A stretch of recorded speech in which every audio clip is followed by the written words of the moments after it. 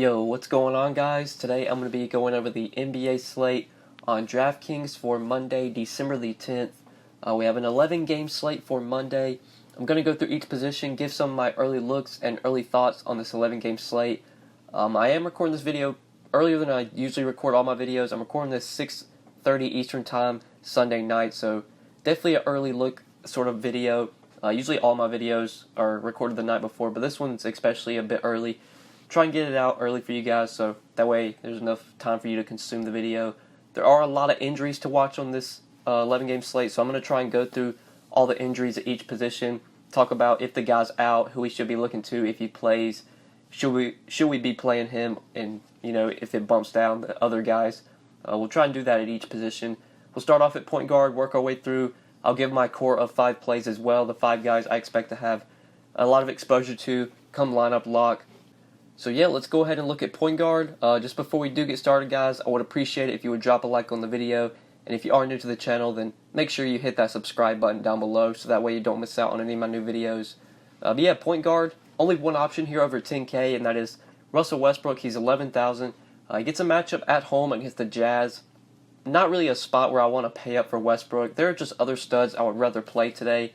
There's some injuries to the studs that we're going to have to watch, but as of now, AD, he got hurt Sunday in the Pelicans game, but he came back and played, so I imagine AD is going to be good to go. I really like him at 10-9. He seems a bit underpriced. Joel Embiid, I really want to pay up for him today if he's able to go. He's only 9,800, gets a matchup with the Pistons that I really like. LeBron's 10-7 against the Heat. I think I'd rather play him as well, so just don't see myself going to Russell Westbrook today. I really don't like any of the expensive options. Curry at 9,900, not going to be a guy I pay up for today. Obviously, Curry has a lot of upside, but Draymond Green is expected to be back for this game, which kind of doesn't make me want to pay this much for Curry with Draymond back. Kyrie at 8,900 obviously has upside as well. I'd have a little bit more interest in Kyrie today if Al Horford is unable to go, but Kyrie at 8,900 feel like I can get similar production maybe for cheaper. Ben Simmons is a guy that I do like paying up for if Joel Embiid does not play. Embiid did not practice on Sunday, I believe, or he missed shoot-around on Sunday. I think it was practice he missed because of like a migraine. So there's a chance Embiid doesn't go. That would obviously make Simmons more appealing at 8,500. But right now I think there might be some value at this position we want to target. If we talk about some of the cheaper plays, I think this is where we can look for today's slate. Sub 5K, there's some plays that I really like here. We obviously know John Wall, doubtful. We do have that news Sunday night that John Wall is doubtful. He is unlikely to play. So I think that's going to open up Tomas Satoransky as a value. He's only 4,200.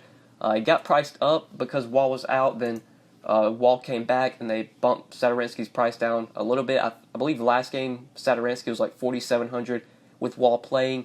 Now that Wall's back to being out, I think Satoransky's worth this $4,200 price tag. I wouldn't say that this is like a great spot for Satoransky, but without Wall, he's going to have to play minutes. Wall was pretty bad in that last game, and Satoransky still played 27 minutes. Satoransky's been starting even when Wall has played. With Wall out, I expect Satoransky to get more ball handling opportunities, just more usage. That game against the Hawks, Wall was out for that one. Satoransky played 38 minutes and put up 36 DraftKings points, had 14, 4, and 7. We could definitely get a similar line out of Satoransky here, similar production. And at 4,200, he easily has 30 to 40 point, I wouldn't say 40 point upside, but could definitely get 30 to 35. So I like him a lot as a value. I imagine he'll be somewhat popular today, but definitely a good value. Also, Alec Burks at 4,700 I think is in play for value. It will be interesting to see if the Cavs are going to be healthy with their guard stay. Rodney Hood has missed the last few games. He's been out. They did pick up Matthew Dellavedova. It will be interesting to see if Dellavedova is going to be active and going to be able to play. But if we get another 3-guard rotation from the Cavs where only Sexton, Burks, and Clarkson are active and playing, Alec Burks should be looking at 30-plus minutes again, especially if those 3 guys are going to be the only guards active. This is a wait and see for me with Alec Burks. I really don't want to pay $4,700 for him if Hood's going to be back and if Dellavedova is going to be active. But if Hood's out, if Dellavedova does not play, then Alec Burks, $4,700, is for sure an option. But I think Satoransky is pretty much my favorite value here. You could go to Austin Rivers at 4K. I imagine Rivers is going to move into the starting lineup with Wall doubtful, most likely not going to play. Rivers at 4K you could go to, but I think I'd rather play Satoransky. If you want to play both, I guess you could do that, but there might be some other value plays at other teams that we can target to where I don't need to load up on or load up on a lot of value from one team. So mostly looking at Satoransky here as a value play. You could go to Colin Sexton as well for a value play if Hood doesn't come back, or if he's still out, if Nuwaba's still out, if Dellavedova is not active. You could consider playing Sexton again. He's going to play massive minutes.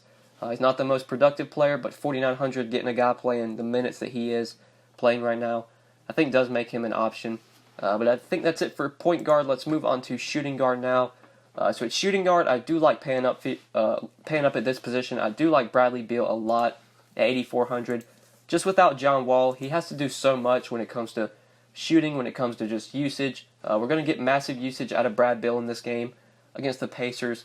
He is 8,400, which is somewhat of an expensive price tag to pay for Bradley Beal, but I don't mind paying this price tag for him when Wall is out.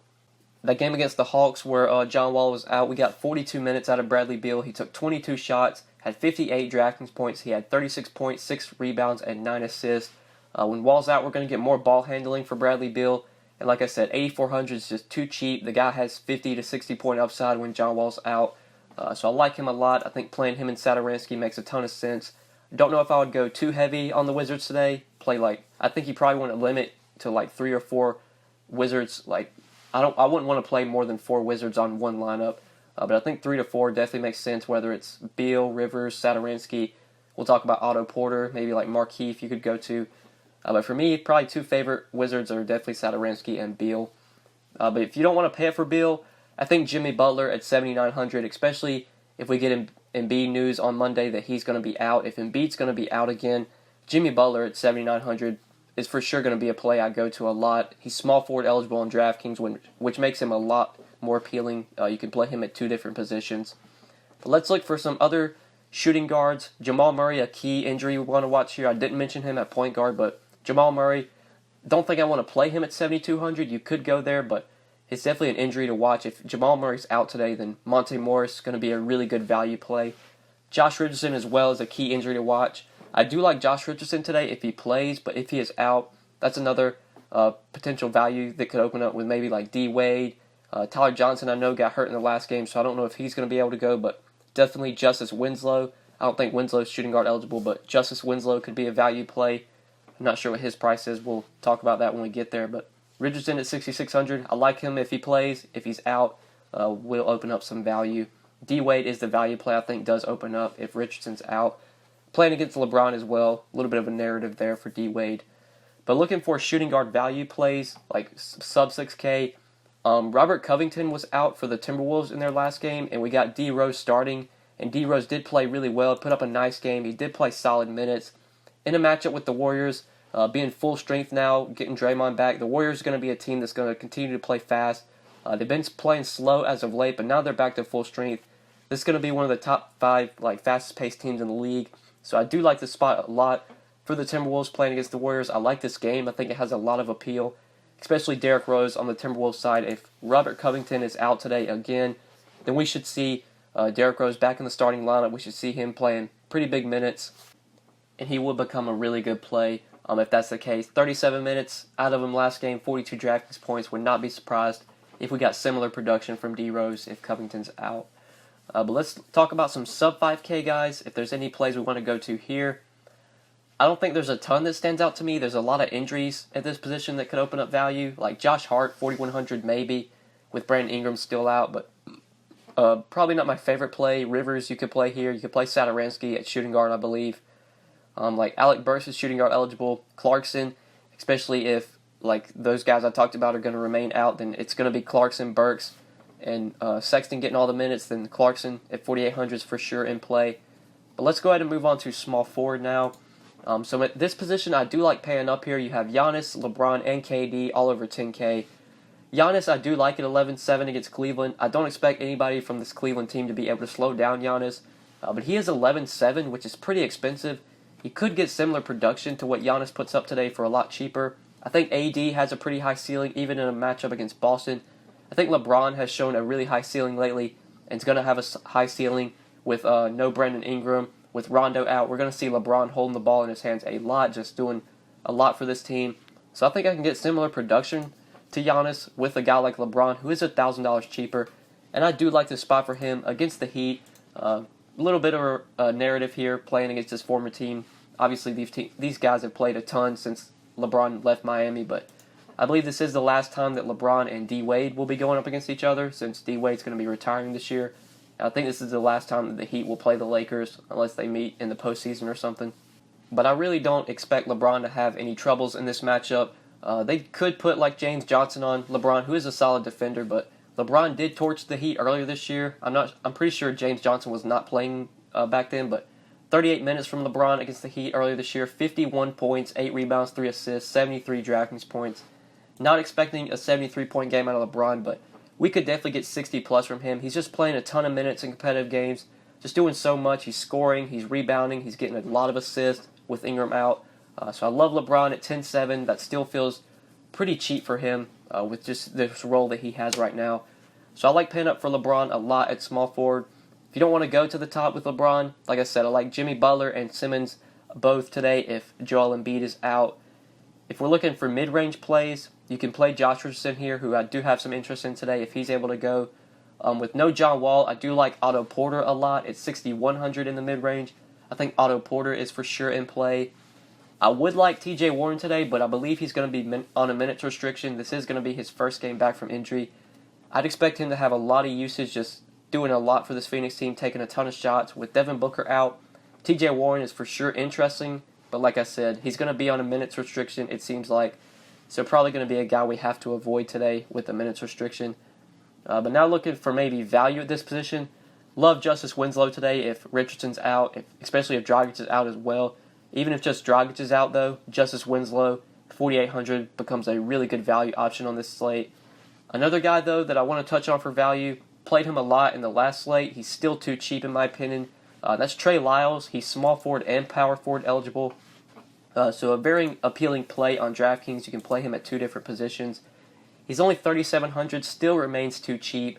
Last game, Trey Lyles was like one of the more popular plays on the slate. I believe this was on Saturday against the Hawks. And he did put up a solid game for his price. He had 28 DraftKings points at 3,500. He played 38 minutes.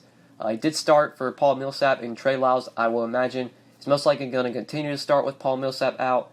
So I like him a lot. He's just too cheap. It's not the same matchup against the Hawks. Definitely not a great spot against Memphis, but just getting the minutes from Trey Lyles right now, 3,700 on DraftKings. He's still way too cheap. Should be one of the top values on the slate, I imagine. So love him a lot. Didn't talk about Juancho Hernan-Gomez, but he's definitely a value play.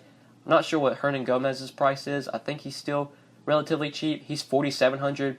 He's going to see more usage, more opportunity with Paul Millsap out. 4,700, he is definitely in play as a value option. But I do like Lyles a lot for $1,000 cheaper. Guy for sure has 35-point upside, and 3,700, getting a guy with 35-point upside just doesn't come very often. So I love him at this position if we're going cheap. But let's move on to power forward now. So at the top here, obviously love AD today if he's able to go. These teams did play earlier this year. I know a lot of people were scared about the matchup for AD with Boston, but Boston really doesn't have any bigs that can slow AD down. They could put Horford on him, but Horford is questionable for this game, and if Horford misses, AD should totally just be able to dominate. I'd imagine they put Daniel Tice on him, and Tice probably will not be able to slow down AD. So we're going to get a big game out of AD today. At 10-9, he's remotely cheap to what he normally is. He's usually always over 11K. So I love AD a lot today. 65 DraftKings points in 37 minutes out of him the last time these two teams faced. Would not be surprised if we get similar production. The Pelicans are on a back-to-back, and AD did get hurt in Sunday's game, but I believe he was able to return, able to play the game out, so I imagine he's able to go today against Boston. I have a lot of interest in AD 10-9. I would much rather play him over Giannis. Just getting the savings off of Giannis I think makes a ton of sense. Definitely would rather play him over KD. Between LeBron and AD, I think I prefer LeBron, but there's going to be a lot of value on this slate, so it's probably going to be easy to play both if you want to do that. But let's look at other power forwards now. So Julius Randle at 7,100 has been starting, and it looks like he's going to continue to start over Mirotic. Mirotic is going to start coming off the bench.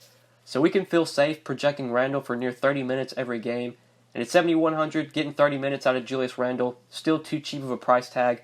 I doubt I would play AD and Randle together, like in the same lineup, but if you're like trying not to play AD today, if you don't want to play AD, I think getting some exposure to Julius Randle makes a ton of sense, especially where he's only 7,100. But I do like a guy for a little bit cheaper. Love Montrezl Harrell here, 6,700 against the Suns.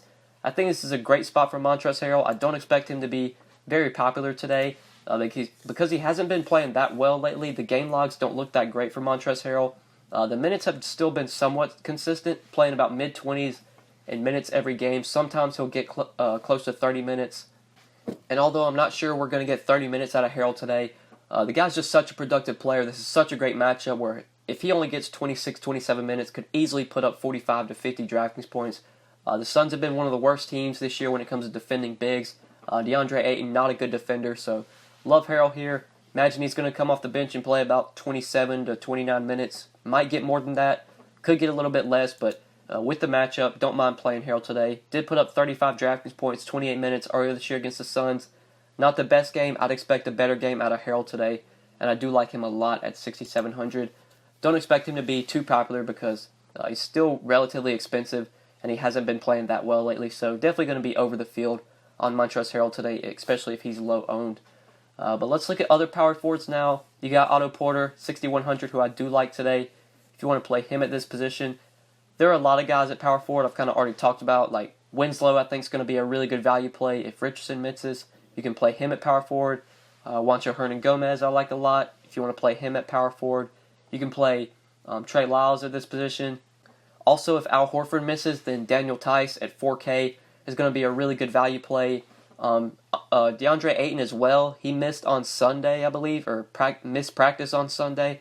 So at 4K, if DeAndre Ayton is out, Richaun Holmes also going to be a great value. Just a ton of value on today's slate. So should be pretty easy to go stars and scrubs. I like some of the value here with Tice potentially, with Holmes potentially. Cheap guys that have a lot of upside. But yeah, let's move on to center now. We'll quickly go over center. So at the top, obviously love Joel Embiid under 10K, just 9,800 for Embiid. If he is able to go today, I have a lot of interest in Embiid at 9,800. If Embiid is out though, Mike Muscala was very productive last game with Embiid out, and I do like Mike Muscala again today. He did get priced up a bit. I know he's over 4K. I think he's like 4,200. So we'll talk more about Muscala when we get down to that price range. But if Embiid's able to go, I definitely want to try and pay up for him at 9,800. Nikola Jokic, I expect to put up massive numbers with Paul Millsap out, but probably a spot where I want to avoid him today. Facing Memphis, slow-paced team, good defensive team. Marc Gasol, really good defender. I think I'd avoid Jokic today at 9,300. I honestly would probably rather play Cat over Jokic, but my favorite play at center, if I can pay up, is definitely Embiid, if I can fit him in. But let's look at other centers now. In the mid-range, there really isn't a ton that I love. You have Julius Randle, who you can play at center, who I do like, but like Gobert, Sabonis, Tristan Thompson, Miles Turner, I don't think these are guys that are going to be core plays for me today. If you're not paying up, then going sub 6K, there are some plays here.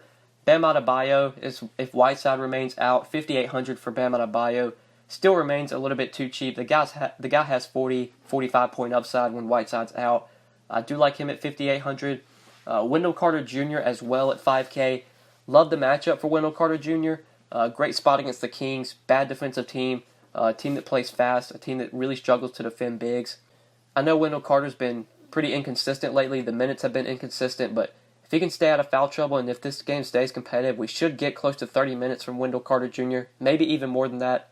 So at 5K, I do like him as a value play at center. It's going to be hard to prioritize him on this slate, but if he's going to be low owned across my 150 lineups, I will have some exposure to Carter Jr. at 5K. But sub 5K, Theis you can play here, Holmes you can play here. Also wanted to mention Mike Muscala, 4,200. If Embiid's out, I'd expect probably 25 to 30 minutes from Mike Muscala. He's going to come off the bench most likely. Amir Johnson did start last game for Embiid. Amir Johnson was not great. He only played 15 minutes, and I believe he fouled out. Muscala got 30 minutes off the bench and put up 33 DraftKings points. I'd expect similar minutes, probably expect similar production out of Muscala here. It's the same matchup. So I do like him a lot today as a value if Embiid is unable to go. But I think that's it for center, guys, and I think that's it for the video. So hopefully you did enjoy this video. Hopefully it did help you. If you enjoyed the video, make sure you click that like button down below. I would appreciate it. Make sure you subscribe if you haven't already. And if you do have any questions, feel free to hit me up on Twitter at the DFS_GOAT. or leave any comments down below, and I will get back to you as soon as I can. But yeah, guys, good luck on Monday's 11-game slate. We will see you in the next video. Peace.